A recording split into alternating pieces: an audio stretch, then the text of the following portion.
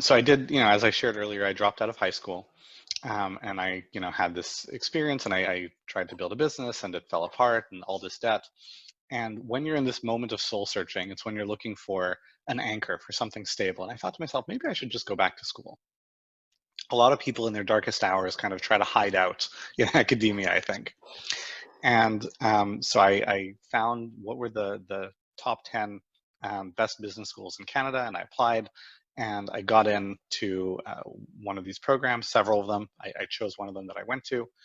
Um, so I went through this program, I came out of it, I have an MBA. So my two academic certifications are an elementary school diploma and an MBA.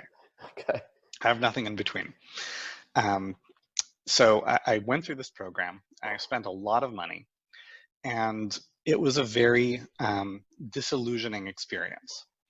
I joke when I spoke at Google, if you search, excuse me, if people listening to the search online, you can find, go to YouTube, search Danny Iny talk at Google, right? I gave a talk where I shared a lot about this experience and lessons learned and that kind of stuff. But, the brochures talk about how, it was going to open doors and create opportunities, and I would be meeting all the future leaders of tomorrow. Right. In my experience, I was learning from, in some cases, great professors, in many cases, people who are there because they have tenure rather than teaching ability. I was learning things that had very little to do with the real world of business outside of banks or insurance companies. And the people I was networking with and connecting with were the middle managers of today. Right. It was not a very valuable experience. It was probably the worst investment of time and money I made in my life. Right. And that experience contrasted with quitting school, it put some things in perspective for me that really set me on the rest of my journey. So I'm actually grateful for the experience because it showed me how broken the system is. It set me on most of the rest of my career. But when I contrast those two experiences, right, when I quit school, when I quit high school, people told me, Danny, you're making such a mistake. You're throwing your life away. And there's something interesting there, right? You're making a mistake. Okay, that's a plausible perspective. I disagreed, but I could see why people might think that. But you're throwing your life away, right? This implication of permanence, right? This is forever. And I never got that because I was like, look, in a worst case scenario, you can go back to school, That's right? right. This is a reversible decision. And then in contrast, and in hindsight, quitting school and doing all the things I did, I got so many, I had so many experiences and I learned so many things that I never would have. It was one of the best decisions I ever made.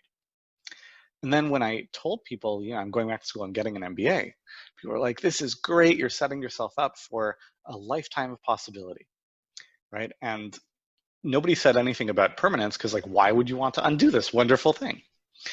But what I found is that it was not a good use of time or money at all. I got very, very little from the experience. And, I was stuck with all that debt for a very long time. That was completely permanent. And this mismatch between the perception people have of the efficacy and outcomes of these educational experiences versus the reality was so stark that it just got me thinking, what's going on? What's broken here? And the answer is a lot. And honestly, we could talk for hours about everything that is broken about the way education is done in the world. But the very, very short perspective is that the fundamental paradigm, the way education is done, is just broken, right? The fundamental paradigm is that the teacher decides what is important for you to learn, and they will expose you to all of it kind of in parallel. You're going to be like kind of a mile wide and an inch deep. And it's going to be driven by them. You're going to do what you're told. And everything that cutting edge science tells us about what makes for truly impactful education tells us that none of that is effective, right? You need to, first of all, be student driven, right? The student should decide what they want to do, and the student should take ownership for their learning. Not in the sense of, I think I'll go to school here, but in the sense of, I care about this. I'm going to learn this. I'm going to do a research project. I'm going to immerse myself. They should decide what they're interested in and go deep on that. And it should be project-based. It should not be content-based, right? And so there's this really interesting pattern where if you look at people who've been very successful in their career and look at their background, what you'll find with a very high degree of likelihood is at least two very disparate and unrelated areas of specialization. Right, so case in point, I'll tell you for myself. Um, as a teenager, I got involved in martial arts, and I trained in martial arts for 7 years, and I studied and I taught, and I really immersed myself in this. I have bookshelves and bookshelves in my house about martial arts because it's just something that was an area of interest. Then I developed a fascination with Leonardo da Vinci, and I have bookshelves and bookshelves about Leonardo da Vinci. And like, I don't know much about any other Renaissance artist, but I know just about everything about Leonardo da Vinci. And then I became interested in the conflict in the Middle East and what is going on there. And I've read dozens and dozens of books about that. And I did model peace negotiations, like all these kind of things, and peace building activities. And I went really deep on that. Mm-hmm. Right. And the same is true now for business. Now, am I good at business because I studied martial arts? I mean, sure, there's some carryover effect, but it's not about, all the lessons from martial arts made me a good business person. But all the skills I developed in learning how to go deep on something made me capable in being self-directed and going deep on something else. Mm-hmm. And you see these patterns really often, right? You see this person who is, rocking their job as a developer and as a programmer, who was also, a nationally ranked Halo player, and also played competitive tennis for 10 years, right? Like completely unrelated things. So this is like, I'm actually starting to write a book about this. This is like this could be a very long conversation, but fundamentally the way higher education is done, and education generally, it's so broken and out of step with what we know helps people succeed today. I mean, it's very well designed for what it was designed for, which is producing factory workers in the late 1800s. Mm-hmm. But, the world has changed since then. It has, just slightly, I think. We have what we have. We've got centuries now of what we call industrial learning. Mm-hmm. And it's ceasing to be, it's evolving to be less and less relevant almost every year. And I remember even watching universities trying to catch up with digital marketing, for example, and social media marketing. They're still trying to catch up. And the challenge for me when I looked at the curriculum as a high school teacher and got asked questions by my students, I realized that most of the professors that were imposing the year 12 curriculum had never left school. Mm-hmm.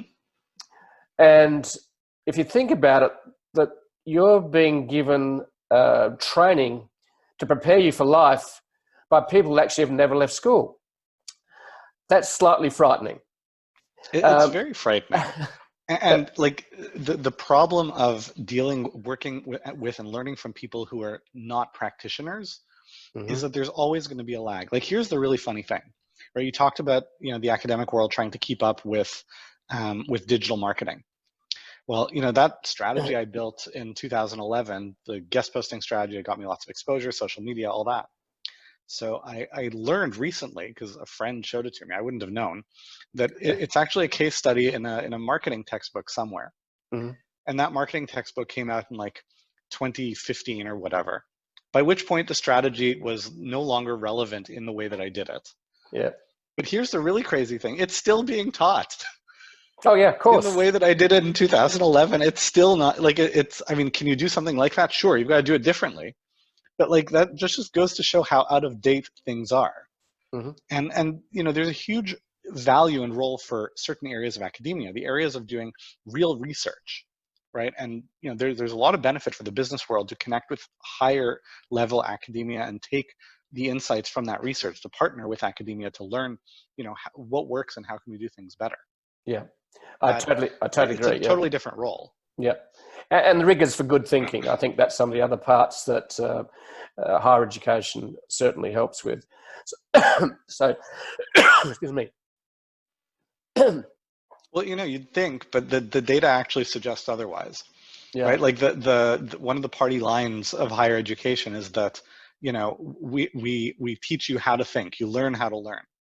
Mm-hmm. Except that when you look, and there's some great analysis and data about this, measuring gains in critical thinking skills, over the course of a 4-year college, and they're basically zero.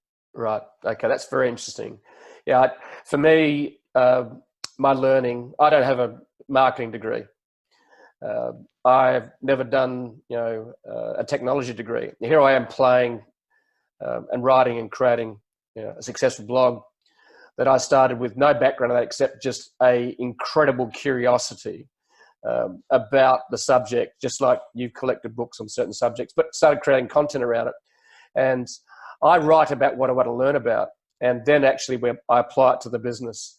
So both you and I think, we've learned by doing rather than actually just by turning up at a university.